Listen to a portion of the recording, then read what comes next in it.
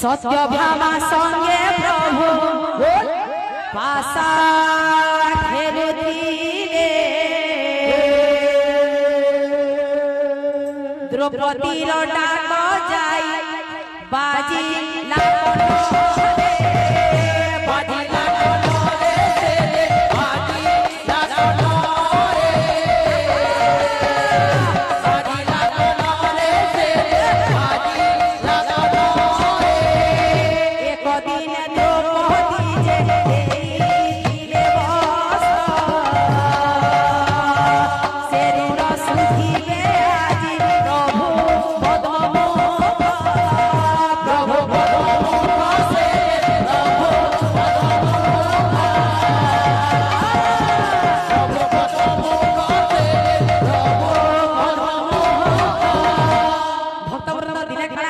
गुटे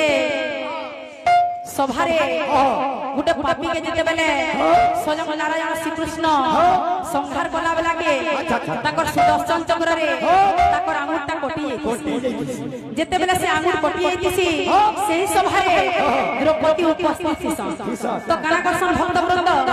ताकर साढ़ीरा बुला कानीटे चिरी करी श्रीकृष्ण को आंगुर रे बांधी देइछि तो जेते बेले द्रौपदी हानी